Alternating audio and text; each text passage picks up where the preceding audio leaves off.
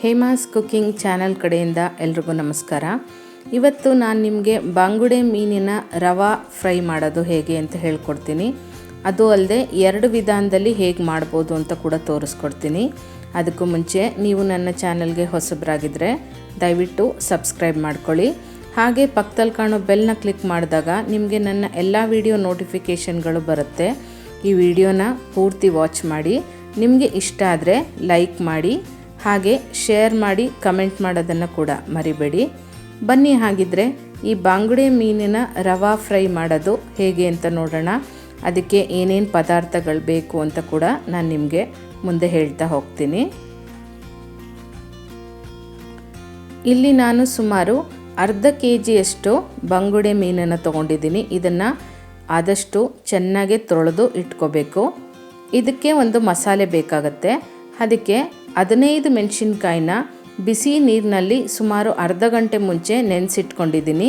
ಇದರಲ್ಲಿ 10 ಬ್ಯಾಡಗೆ ಮೆಣಸಿನ್ಕಾಯಿ, ಹಾಗೆ 5 ಕೆಂಪು ಮೆಣಸಿನ್ಕಾಯಿ ತೊಗೊಂಡಿದ್ದೀನಿ. ಜೊತೆಗೆ ಬೆಳ್ಳುಳ್ಳಿ, ಸ್ವಲ್ಪ ಶುಂಠಿ, ಅರ್ಧ ಸ್ಪೂನಷ್ಟು ಮೆಣಸು, 3 ನಿಂಬೆಹಣ್ಣನ್ನು ರಸ ತೆಗೆದಿಟ್ಕೊಂಡಿದ್ದೀನಿ. ನಿಂಬೆಹಣ್ಣು ಇಲ್ಲ ಅಂದವರು ಹುಣಸೆ ಹಣ್ಣನ್ನು ಕೂಡ ಉಪಯೋಗಿಸ್ಕೋಬೋದು. ಸ್ವಲ್ಪ ಕೊತ್ತಂಬರಿ ಸೊಪ್ಪು. ಈಗ ಈ ಎಲ್ಲದನ್ನು ಮಿಕ್ಸಿಗೆ ಹಾಕ್ಕೊಂಡು ನುಣ್ಣಗೆ ಗ್ರೈಂಡ್ ಮಾಡ್ಕೋಬೇಕು. ನಾನು ಯಾಕೆ ಮೆಣಸಿನ್ಕಾಯಿನ ಈ ರೀತಿ ನೆನೆಸ್ಕೊಂಡಿದ್ದೀನಿ ಅಂದರೆ, ಒಂದು ನಿಮಗೆ ಸ್ಮೂತ್ ಪೇಸ್ಟ್ ಸಿಗುತ್ತೆ, ಹಾಗೆ ಕಲ್ಲರ್ ಕೂಡ ಚೆನ್ನಾಗಿ ಬರುತ್ತೆ. ಹಾಗಾಗಿ ನೆನೆಸಿ ತೊಗೊಂಡಾಗ ನಿಮಗೆ ಕಲ್ಲರು ಟೇಸ್ಟು ಎರಡೂ ಚೆನ್ನಾಗಿರುತ್ತೆ. ಜೊತೆಗೆ ಒಂದು ಸ್ವಲ್ಪ ಮೆಣಸು, ಹಾಗೆ ನಾವೇನು ರುಬ್ಬಕ್ಕೆ ಸಾಮಾನುಗಳು ತೊಗೊಂಡಿದ್ವಿ ಇದೆಲ್ಲದನ್ನು ಹಾಕ್ಕೊಂಡು ನೀರು ಹಾಕ್ಕೊಳ್ದೇ ಒಂದು ಸರಿ ನುಣ್ಣಗೆ ಗ್ರೈಂಡ್ ಮಾಡ್ಕೊಂಡ್ಬಿಡಿ. ಇದರಲ್ಲಿ ಆಗಲೇ ನಿಂಬೆ ರಸ ಹಾಕಿರೋದ್ರಿಂದ ನೀರಿನ ಅವಶ್ಯಕತೆ ಇರಲ್ಲ. ನೀವು ಇದನ್ನು ಎಷ್ಟು ಸಾಧ್ಯ ಆಗುತ್ತೋ ಅಷ್ಟು ನುಣ್ಣಗೆ ಹಾಗೆ ಗಟ್ಟಿಗೆ ಗ್ರೈಂಡ್ ಮಾಡ್ಕೋಬೇಕು. ಇದ್ರ ಜೊತೆಗೆ ಅರ್ಧ ಸ್ಪೂನಷ್ಟು ಅರಿಶಿನ, ರುಚಿಗೆ ತಕ್ಕಷ್ಟು ಉಪ್ಪನ್ನು ಹಾಕ್ಕೊಂಡು ಒಂದು ಸರಿ ಇದನ್ನು ಗ್ರೈಂಡ್ ಮಾಡ್ಕೊಂಡ್ಬಿಡಿ. ನಂತರ ಇದಕ್ಕೆ 1 ಟೇಬಲ್ ಸ್ಪೂನಷ್ಟು ಎಣ್ಣೆ ಹಾಕ್ಕೊಂಡು ಮತ್ತೊಮ್ಮೆ ನುಣ್ಣಗೆ ಗ್ರೈಂಡ್ ಮಾಡ್ಕೋಬೇಕು. ಎಣ್ಣೆ ಹಾಕಿದಾಗ ನಿಮಗೆ ಮಸಾಲೆ ಪೇಸ್ಟು ಚೆನ್ನಾಗಿ ಬರುತ್ತೆ. ಇದನ್ನು ಈಗ ಒಂದು ಪ್ಲೇಟ್ಗೆ ತೆಗೆದಿಟ್ಕೊಳ್ಳೋಣ. ಈ ಎಣ್ಣೆ ಹಾಕಿದಾಗ ಇನ್ನೊಂದು ಏನಂದರೆ, ನೀವು ಮೀನಿಗೆ ಮಸಾಲೆ ಹಚ್ಚಿದಾಗ ಅದು ನೀಟಾಗೆ ಕೋಟ್ ಆಗುತ್ತೆ ಮತ್ತು ಟೇಸ್ಟ್ ಕೂಡ ಚೆನ್ನಾಗಿ ಬರುತ್ತೆ. ಹಾಗಾಗಿ 1 ಟೇಬಲ್ ಸ್ಪೂನಷ್ಟು ಎಣ್ಣೆನ ಬಳಸ್ಕೊಳ್ಳಿ. ಇದ್ರ ಜೊತೆಗೆ ಸ್ವಲ್ಪ ಹೆಚ್ಚಿರುವಂಥ ಕೊತ್ತಂಬರಿ ಸೊಪ್ಪು, ಹಾಗೆ ಸ್ವಲ್ಪ ಹೆಚ್ಚಿರುವಂಥ ಕರಿಬೇವನ್ನ ಹಾಕ್ಕೊಂಡು ಈ ಮಸಾಲೆನೆಲ್ಲ ಚೆನ್ನಾಗಿ ಒಂದು ಸರಿ ಮಿಕ್ಸ್ ಮಾಡ್ಕೊಂಡು ಬಿಡಬೇಕು. ಮುಂಚೆನೇ ಹೇಳ್ದಂಗೆ ಆದಷ್ಟು ಸ್ವಲ್ಪ ಗಟ್ಟಿಗೆ ಗ್ರೈಂಡ್ ಮಾಡ್ಕೊಳ್ಳಿ. ನೀರಾಗೋದ್ರೆ ಏನಾಗುತ್ತೆ, ನೀವು ಮೀನಿಗೆ ಕೋಟ್ ಮಾಡಿದಾಗ ಆ ಮಸಾಲೆ ಸರಿಯಾಗಿ ಹಿಡಿಯೋದಿಲ್ಲ. ಈಗ ಈ ಮೀನನ್ನು ತಗೊಂಡು ಪೂರ್ತಿ ಮೀನಿನ ಒಳಗಡೆ, ಹಾಗೆ ನಾವಿಲ್ಲಿ ಏನು ಸೈಡ್ಸಲ್ಲಿ ಕಟ್ ಮಾಡಿದ್ದೀವಿ ಇದೆಲ್ಲದರ ಮಧ್ಯದಲ್ಲೂ ಕೂಡ ಚೆನ್ನಾಗಿ ಈ ಮಸಾಲೆನ ಹಚ್ಕೋಬೇಕು. ಈ ಮಸಾಲೆನ ಹಚ್ಕೊಂಡು ಇದನ್ನು ಮಿನಿಮಮ್ ಒಂದು 2 ಗಂಟೆ ಆದರೂ ನೆನೆಯೋದಕ್ಕೆ ಬಿಡಬೇಕು. ನೀವು ಯಾವುದೇ ಮೀನಿಂದು ಮಾಡಿದಾಗಲೂ ಕೂಡ ನೀವು ಎಷ್ಟು ನೆನೆಸ್ತೀರಾ ಅಷ್ಟು ಟೇಸ್ಟು ಮತ್ತು ಉಪ್ಪು ಖಾರ ನಿಮಗೆ ಹಿಡಿದಿರುತ್ತೆ. ಇದನ್ನು ಈಗ ಮಿನಿಮಮ್ ಒಂದು 2 ಗಂಟೆ ಆದರೂ ನೆನೆಸ್ಕೊಳ್ಳೋದಕ್ಕೆ ಬಿಡೋಣ. ಇಲ್ಲ ನಮಗೆ ಬೇಗ ಬೇಕು ಅನ್ನೋದಿದ್ದರೆ ಇದನ್ನು ಫ್ರಿಡ್ಜ್ನಲ್ಲಿ, ಅದು ಕೂಡ ನೀವು 1 ಅವರ್ ಆದ್ರೂ ನೆನೆಸಿಟ್ಕೋಬೇಕಾಗತ್ತೆ. ಫ್ರಿಡ್ಜ್ನಲ್ಲಿ ಕೂಡ ನೆನೆಸಿ ಇಟ್ಕೋಬೋದು. ಈಗ ನೋಡಿ ಎಲ್ಲ ಮಸಾಲೆ ಎಲ್ಲ ಚೆನ್ನಾಗಿ ಹಚ್ಚಿ ರೆಡಿಯಾಗಿದೆ. ಈಗ ಇದನ್ನು ನಾನು ಸುಮಾರು 2 ಗಂಟೆ ಮ್ಯಾರಿನೇಟ್ ಆಗೋದಕ್ಕೆ ಬಿಡ್ತಾ ಇದ್ದೀನಿ. ಇದು ರವಾ ಫ್ರೈ ಆಗಿರೋದ್ರಿಂದ ನಾನಿಲ್ಲಿ ಸುಮಾರು 2-3 ಟೇಬಲ್ ಸ್ಪೂನಷ್ಟು ರವೆನ ತೊಗೊಂಡಿದ್ದೀನಿ. ಇದು ಬಾಂಬೆ ರವೆ, ಅಂದರೆ ನಾವು ಉಪ್ಪಿಟ್ಟು ಮಾಡ್ತೀವಲ್ಲ ಆ ರವೆ.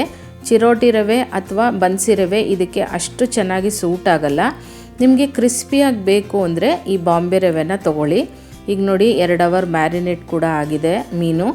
ಈಗ ಇದನ್ನು ಈ ರವೆಗೆ ಹಾಕ್ಕೊಂಡು ಕೋಟ್ ಮಾಡ್ಕೋಬೇಕಾಗತ್ತೆ. ಒಂದೇ ಸರಿ ಜಾಸ್ತಿ ರವೆ ಪ್ರಮಾಣನ ತೊಗೋಬೇಡಿ. ಒಂದು 2-3 ಮೀನಿಗೆ ಹಚ್ಚೋಷ್ಟು ರವೆನ ತೊಗೊಂಡು ನೀವು ಈ ರೀತಿ ಸೈಡ್ಸ್ನಲ್ಲಿ ಇಟ್ಕೊಂಡು ಹೊರಳಿಸ್ಕೋಬೇಕಾಗತ್ತೆ. ಒಂದೇ ಸರಿ ಜಾಸ್ತಿ ರವೆ ತೊಗೊಂಡಾಗ ಏನಾಗುತ್ತೆ, ಆ ರವಾಗೆಲ್ಲ ಮಸಾಲೆ ಮೆತ್ಕೊಂಡು ನಿಮಗೆ ರವೆ ಕೂಡ ವೇಸ್ಟ್ ಆಗುತ್ತೆ, ಹಾಗೆ ನೀಟಾಗಿ ಕೂಡ ಮೀನಿಗೆ ಕೋಟ್ ಆಗಲ್ಲ.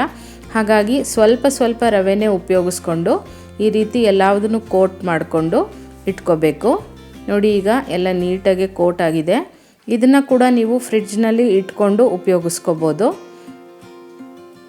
ಪ್ರತಿಯೊಂದು ಮೀನನ್ನು ಇದೇ ರೀತಿ ನೀವು ಕೋಟ್ ಮಾಡ್ಕೊಳ್ಳಿ. ನಿಮಗೆ ಈ ರೀತಿ ರವೆ ಬೇಡ ಅಂದರೆ ಹಾಗೆ ಡೈರೆಕ್ಟಾಗಿ ಕೂಡ ನೀವು ಇದನ್ನು ಫ್ರೈ ಮಾಡ್ಕೋಬೋದು.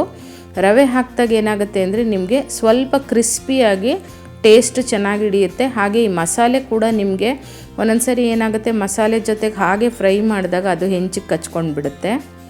ಈಗ ನೋಡಿ, ನಾನು ಇದನ್ನು ತಂದೂರ್ ಸ್ಟೈಲಲ್ಲಿ ಫಸ್ಟು ಮಾಡಿ ತೋರಿಸ್ತಾ ಇದ್ದೀನಿ. ಈ ಹಿಂದೆ ಕೂಡ ನಾನು ಈ ಗ್ಯಾಸ್ ತಂದೂರ್ ಬಗ್ಗೆ ನಿಮಗೆ ಹೇಳಿದ್ದೆ. ಹಾಗೆ ಇದರಲ್ಲಿ ಬಾಳೆಕಾಯಿ ಫ್ರೈನ ಕಡಿಮೆ ಎಣ್ಣೆ ಉಪಯೋಗಿಸಿ ಹೇಗೆ ಮಾಡೋದು ಅಂತ ಕೂಡ ತೋರಿಸಿದ್ದೆ. ಇದರ ಲಿಂಕ್ನ ನಾನು ಡಿಸ್ಕ್ರಿಪ್ಷನ್ ಬಾಕ್ಸಲ್ಲಿ ಹಾಕಿರ್ತೀನಿ.